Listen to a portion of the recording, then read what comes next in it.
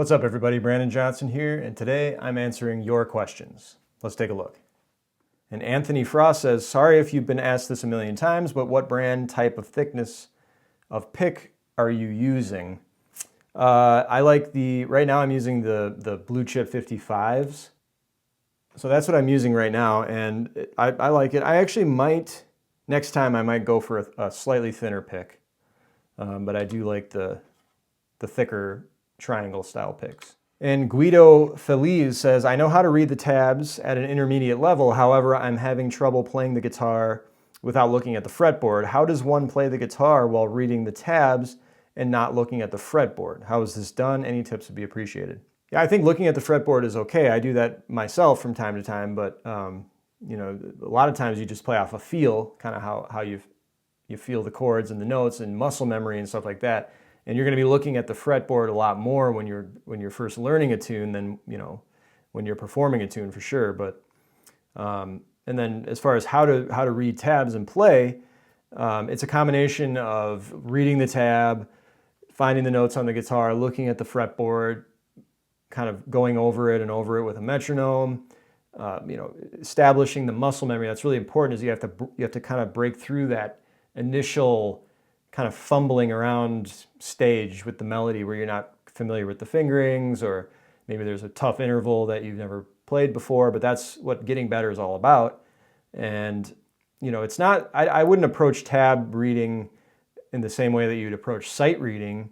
In other words, reading sheet music. It's not really meant to be read in real time. The way I approach it is, you use the tab as a reference point to learn the song, and then you almost kind of commit it to memory and to muscle memory, and you just play it. Once you learn the song and master it, then you just kind of play it from memory, and you're not necessarily sight reading off the tab every time you learn a song, because there's a whole nother subject called sight reading, which is way more complicated and involves sheet music and involves memorizing every single note on the guitar and all that. So that's not really what tabs are. Tabs are more of a literal representation of the notes on the guitar to give you a reference point for learning a melody or a chord progression or what have you.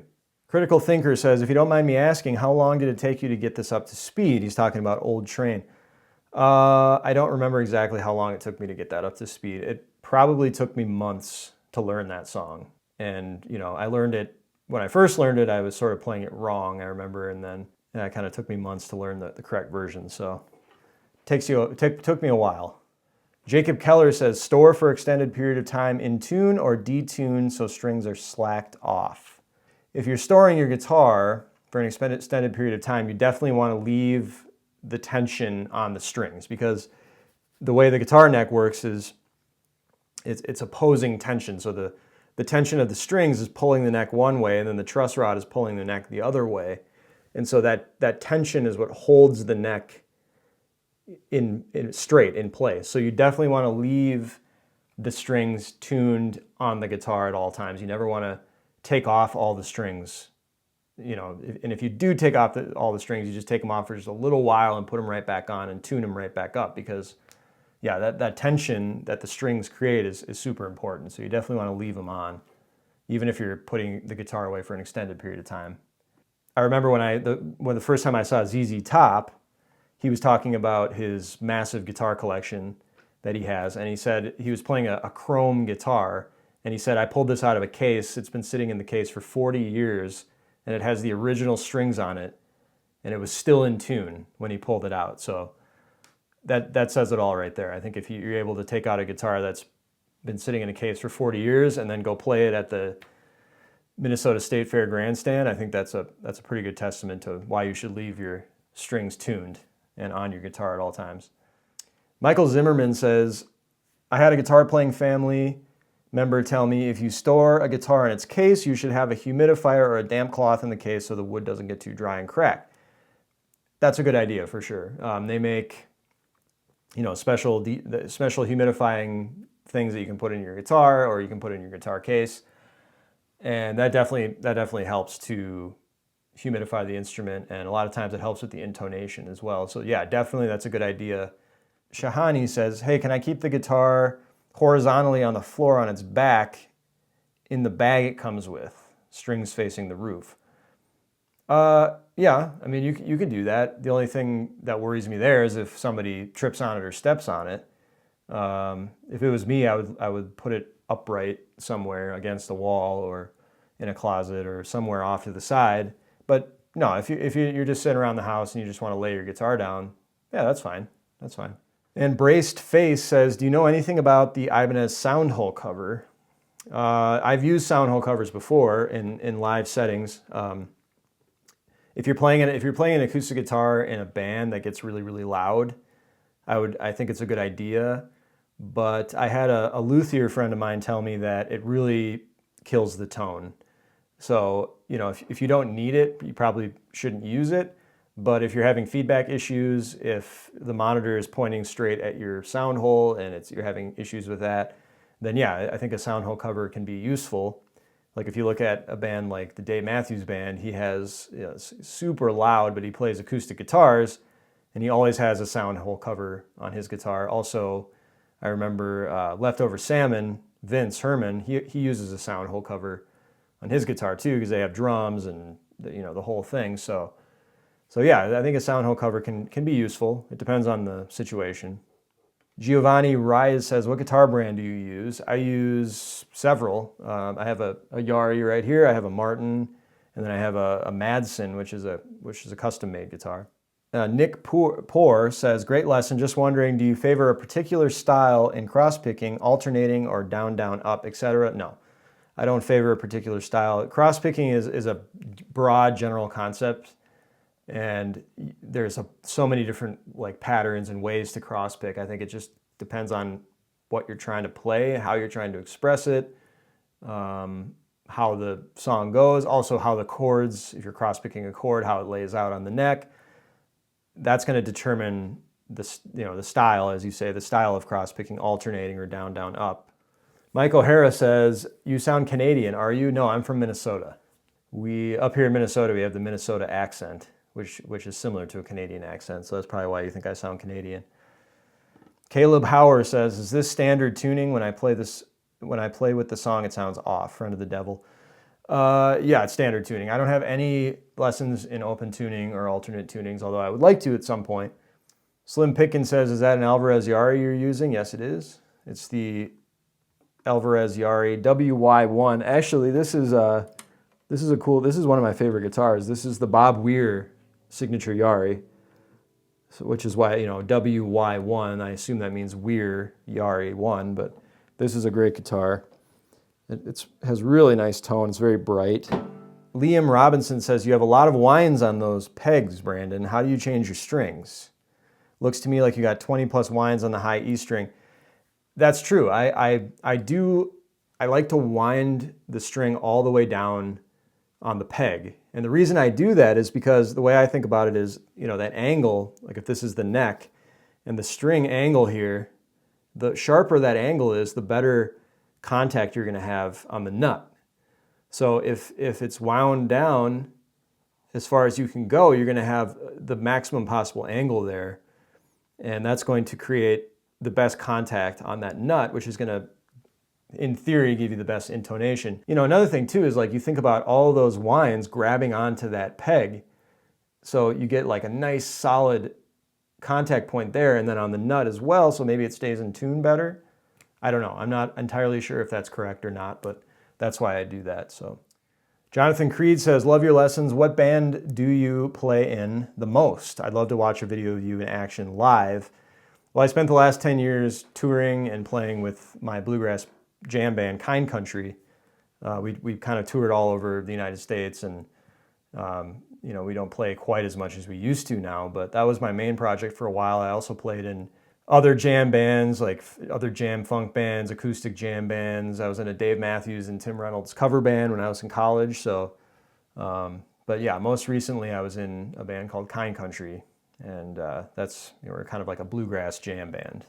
All Lives Matter says, what is the significance of the up and down strokes? Is it just for ease of moving between notes, or is there some general formula flat pickers follow? Downstrokes on the beat and ups on the off beat.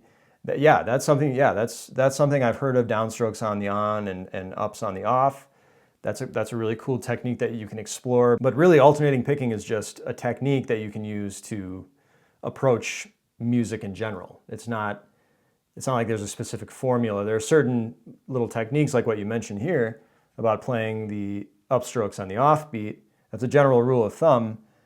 There's no real significance of up and down strokes other than it just being a technique, a guitar technique that gives you kind of a complete way to approach a melodic line or, you know, strumming chords or anything like that. So Sheena Johnson says, is Metronome an app? How do I use it?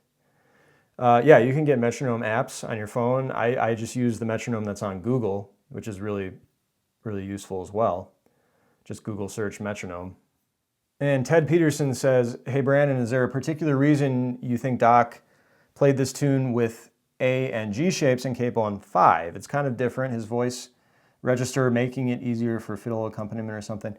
I think you're talking about Tennessee Stud. Yeah, I don't know why. It's really cool though. I mean, you don't see Capo 5 very often. And I think it maybe has something to do with the way that the notes lay out on the fretboard when you're playing like the melody and the solo. It just gives it a certain flow, and you start it on the low A string and kind of work your way up on the A scale, the A major scale, even though you're Capo 5. So yeah, I think maybe, yeah, the Capo 5 thing, I think it just gives you a different kind of register and a different sound for that song, which makes that song really unique. It's the only song I can think of that's played Capo 5 out of the A position. There's some songs in Capo 5 out of the G position, but yeah, you're right. It's pretty unique. Vaughn Felix Music says, 2 years ago, I just bought a D35 and I noticed a few dead notes. They're like muffled a little bit. They don't buzz. Any idea if this is normal or did I get a lemon? More than likely, it just needs a basic setup or it just needs someone to do some work on it, you know, whatever the issue is.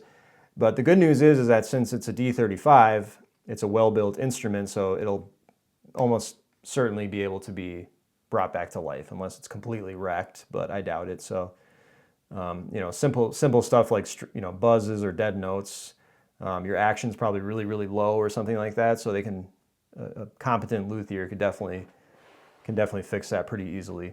And Giovanni Catstro says, to us newbies, what the heck is a lick? So for me, a lick is like a short series of notes or a run of notes that can either be used as an intro, an outro. It can be used in a solo.